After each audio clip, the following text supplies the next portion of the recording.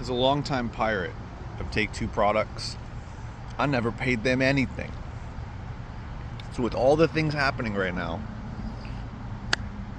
it justifies my actions. Let me get this straight. I never paid for GTA 3. I remember I was 12 years old. It was 2001. That plane hit them towers, and my GTA 3 couldn't save. I could only play that first level over and over and over again. Which is fine because the storyline in GTA was always dog shit. Vice City I played through. Again, storyline, dog shit. And GTA 4 was unplayable. Storyline also dog shit. GTA 5 I wasn't even interested in. The fact that some of you cucks enjoy GTA 6 somehow and you haven't even played it and you're willing to defend this company.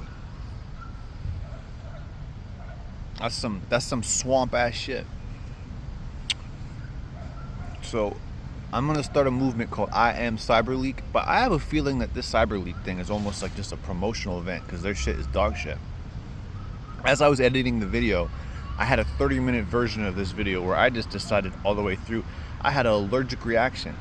I was gonna tell myself that there's no way that they're issuing DMCAs to people who are retweeting tweets about, you know what I'm saying? Like this is something fishy going on because that's not even legally possible. So in short, you should short Take-Two because nobody wants to play GTA 4 with Roblox money. It's just not interesting. And the storyline is apparently it's some woke ass garbage. It's in a universe where they thought Kamala Harris would get elected. So there you go. You get female main character for you cucks. Enjoy. Epstein regime material. I will not be pirating this game. This is boring to me. I will be working on blackhorn.io, my website. I would rather stare at a screen and program, which is a lot more boring. However, video games suck, especially when companies are threatening to force you to stream their games and to essentially make hardware unavailable to the regular consumer. These people are demons and they suck. Enough is enough. Drop the beach loot for all the incels. Sexy.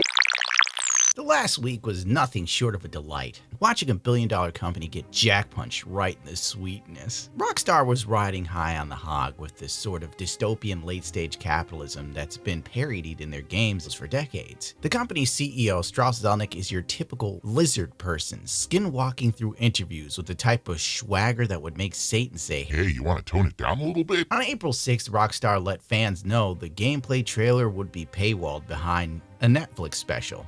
And I shit you not. Grand Theft Auto, an extended look, coming to Netflix Thursday, August 27th at 12 p.m. PT, 3 p.m. Eastern Time. Rockstar then warned anyone who uploaded gameplay before the exclusive window, with Netflix was over, would have their social media copyright struck into the Stone Age. Rockstar's legal team is most famous for ruining GTA 5. Actually, I take that back. Fun factoid. The legal team that represents Take-Two Interactive and Rockstar also defended Jeffrey Epstein. It's a small world after all. Going against the recommendations could leave your channel on the receiving end of a copyright strike, which Netflix has been known to freely hand out with automated processes identifying streams that breach agreements. So, understandably, many are waiting to be overly cautious. But nothing stops a creator from sharing their reaction while everybody watched in real time at the same time. Round of we can charge them for everything and give them nothing by boasting about game streaming. Yes, we're there again. Take-Two CEO says he expects the gaming industry to be in a commercial streaming mode within 3 years, which is great news if you hate owning things. Rockstar's parent company believes cloud gaming will grow its customer base even as hardware prices rise. No matter who wins the election, All that matters is that the statistics show that Americans will continue to get poorer in that lower half of the population. Our business is well over 90% digitally distributed, Zelnick said at the Q&A. As spotted by IGN, it's always a digital business, so it's certain instances, especially if it's a big game disc, just an note, I said disc, don't really make sense for the consumer.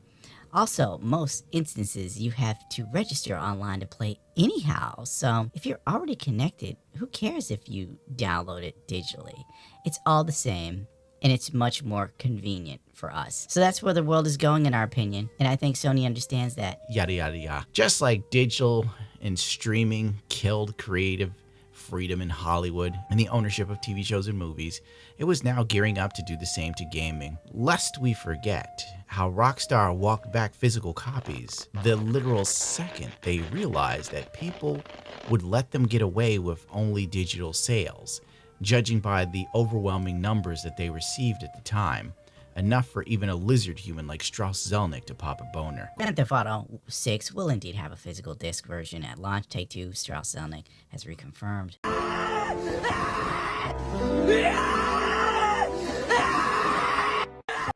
Fact. Wait, go ahead. You said that pre-orders have been unprecedented, but you don't know how it'll translate into sales. You just, to the point Andrew just made, you just can't tell. So people might not actually buy it in the end? Oh, no, I think... On August 18th, cyberleek rolled in with the main character energy Rockstar was only used to dealing with in fictional settings and not reality. They were out of the butt and into the fuck. With the first clips leaked, Rockstar and most of their fervent followers wrote it off as fake or AI. Days, more videos dropped, and Rockstar had them removed within hours of being posted. So cyberleaks responded by leaking in-game features. There is a currency in GTA 6 that can be traded to real-life money like Roblox.